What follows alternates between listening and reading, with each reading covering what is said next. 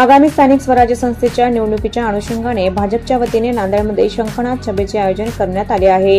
या सभेला देशाचे गृहमंत्री अमित शहा, मुख्यमंत्री देवेंद्र फडणवीस, महसूल मंत्री चंद्रशेखर बावनकुळे यांच्यासह भाजपचे इतर नेते उपस्थित असणार आहेत।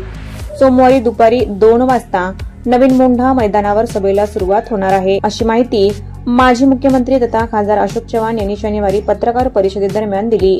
सभेपूर्वी गृहमंत्री अमित शहा आणि मुख्यमंत्री देवेंद्र फडणवीस यांच्या हस्ते स्वर्गीय वसंतराव नाईक यांच्या पुतळ्याचे अनावरण केले जाणार आहे। त्यानंतर खासदार डॉ. अजित गोपछडे आणि महानगराध्यक्ष अमर राजूरकर यांच्या कार्यालयाचे उद्घाटन देखील गृहमंत्री अमित शहा यांच्या हस्ते पार पडणार आहे।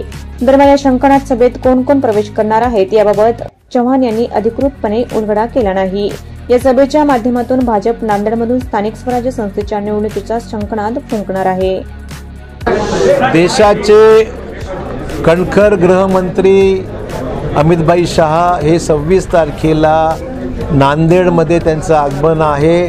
त्यांच्यासोबत राज्याचे मुख्यमंत्री देवेंद्रजी फडणवीसजी, भाजपाचे अध्यक्ष चंद्रशेखर बावनकुळेजी, भाजपाचे कार्याध्यक्ष आमचे सहकारी रवींद्र चव्हाणजी, पालकमंत्री अतुल सावेजी हे नांदेडला येत असून मराठवाड्यातले अन्य मंत्रीसुद्धा त्याच्यामध्ये सहभागी होणार आहेत।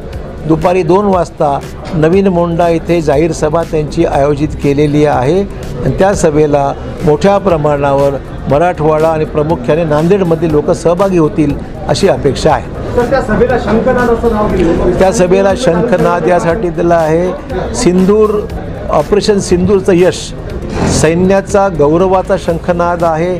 आगामी निवडणुकीचा हा शंखनाद आहे।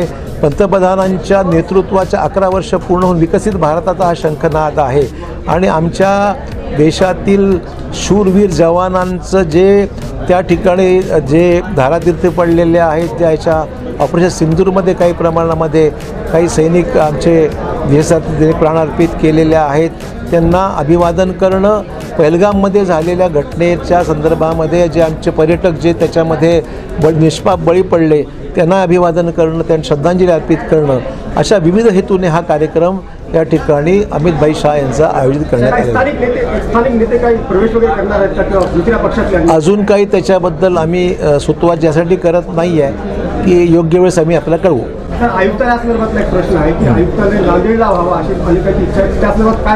आयुक्तालय व्हावं असा निर्णय माझ्या मंत्रिमंडळाच्या कालावधीमध्ये मी घेतला होता।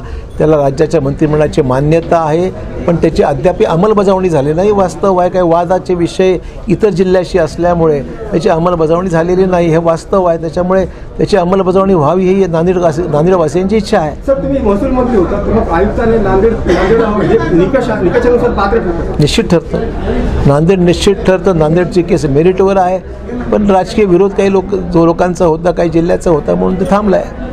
साहेब, तुम्ही शंखनाद आंदोलन नाव दिले, मात्र तुम्ही या सभेला शंखनाद जे असं नाव दिले, मात्र काँग्रेसचे खासदार असणार की यापूर्वी सुद्धा लोकसभेला अमित शहा आले होते तेव्हा काँग्रेसला लीड मिळाली, आता सुद्धा काही फरक पडणार नाही, जनता काँग्रेसच्या पाठीमागे? त्यांना ते वाटतंय, त्यांना अजून ग्राउंड रिॲलिटी काँग्रेसच्या नेतृत्वाला कळालीच नाही आहे आणि त्यामुळे असे ते बेछूट विधानं करतायत। काय चाललं आहे ह्याचा त्यांनी जाणीव घेतली पाहिजे। आमच्यापेक्षा त्यांनी काळजी इतर पक्षाची केली पाहिजे।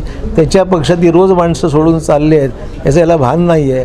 वास्तव चित्र वेगळं आहे आणि ते त्या स्वप्नाच्या बाहेर ते पडलेलेच नाहीत।